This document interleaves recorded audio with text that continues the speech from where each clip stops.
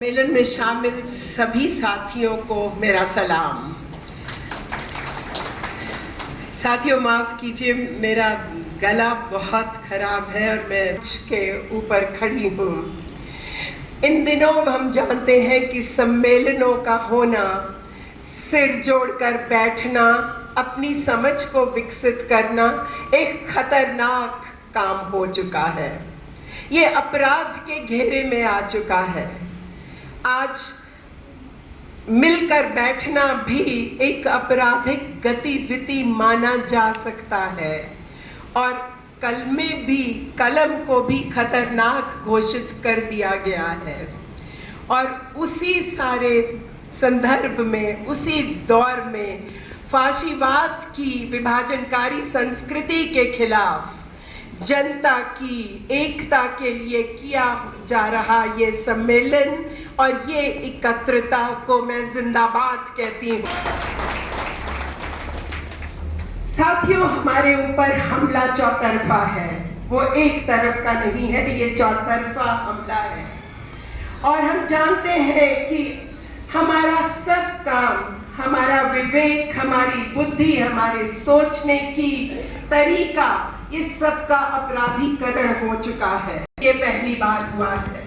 पहले भी हमने देखा है कि ज़हनी आतंकी या अर्बन नक्सल जैसे शीर्षक दे के लोगों को गिरफ्तार किया जाता रहा है, उन्हें अदालतों में घसीटा जाता रहा है। पर एक समय तक अदालतें ऐसे मुकदमों को खारिज कर देती थी ये कहकर कि ये कोई संवैधानिक कैटेगरी नहीं है। आतंकवाद कोई संवैधानिक कैटेगरी नहीं है।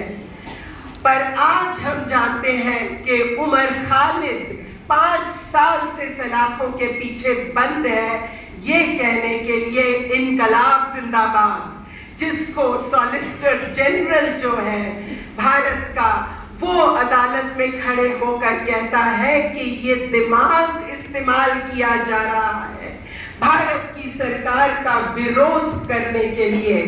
और कुर्सी पे विराजमान जज साहबान कहते हैं grey matter can be very serious threat, कि जो दिमाग है वो एक भारत के लिए एक बड़ा सीरियस सिक्योरिटी थ्रेट हो सकता है। तो हम ये समझ लें कि हमारे पास इस तरह का दौर है जिसमें एक सूझवान होना, समझदार होना, अक्लमंद होना और किसी किस्म के सवाल करना आज खतरनाक हो चुका है। और ये हो चुका है दलालों की पूंजी की बढ़ोतरी और मजदूर जमात की मेहनत की लूट जो है वो अपने आप में जायज ठहरा दी गई है। एक नई रैशनैलिटी, एक नया नैतिक तर्क, जिसने शब्दों के जिन्हें हम जिस तरह से समझते थे उनके अर्थों को ही बदल डाला है। आज अगर हम देखें तो इस नई नैतिकता में बराबरी का अर्थ वो नहीं है जिसे हम समझते थे। बराबरी का अर्थ आज हो चुका है बाजार में compete करने का समान अधिकार। ये बाजार की समानता का अधिकार है।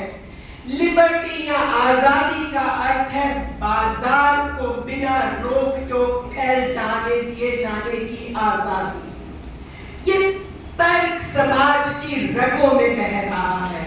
हमारे सभी अदारे, चाहे वो स्कूल है, यूनिवर्सिटीज है, बैंक है, पब्लिक सेक्टर है, इस नए जो न्यू नॉर्मेटिव है, जो ये नया नॉर्मेटिव रीजन है, इसकी रैशनैलिटी जो है उसके अधीन ही काम कर रहे हैं। हमारे देखने में ये भी आ रहा है कि ये दौर स्टेट और पूंजी के गठबंधन का, स्टेट और पूंजी की सांझ का एक नया दौर है। आज हमारी स्टेट का कोई ये काम नहीं रह गया कि वो फैसिलिटेट करे, वो गवर्नेंस करे वो हमारी जो समाज है, जो हमारी आर्थिक गतिविधियां हैं, उन्हें केवल फैसिलिटेट करे।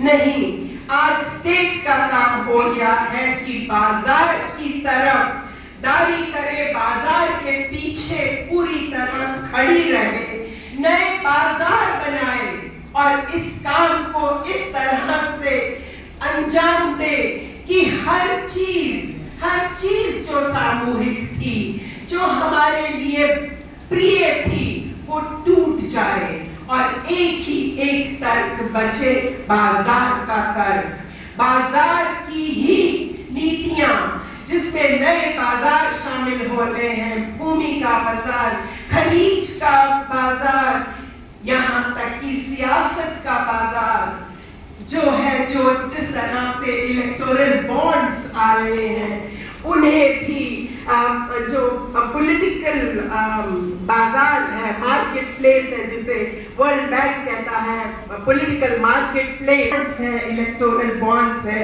वो एक रुतबा रखते हैं, उन्हें खेला जाए और जो स्टेट है वो खड़ी है इनके बचाव के लिए। स्टेट आज खड़ी है, ये ना उदारवादी फैशिस्ट स्टेट आज खड़ी है इस बात के लिए कि जो पूंजी है उसका विस्तार बेरोक टोक हो सके, उसके ऊपर कोई अंकुश ना हो और जो मजदूरों की लूट है उसी प्रपोर्शन में खुली छूट दे दी जाए और इस तरह की पूंजी को सब बंदिशों से आजाद कर दिया जाए और उसे लूट का साधन करने के लिए खुला छोड़ दिया जाए, आजाद कर दिया जाए। स्टेट अपने को पूरी तरह से लैस करती है काले कानून, जो जिस तरह का यूएपीए कानून, जिसकी पहले बात यहाँ हुई, काले कानून को पैदा करती है, उन काले कानूनों से अपने को लैस करके अपनी दमनकारी नीतियों को आगे बढ़ाती है। और आज हम देख रहे हैं कि इस स्टेट का दमनकारी चरित्र जो है वो कितना भयानक होता जा रहा है। वो ज्यादा से ज्यादा दमन करती है।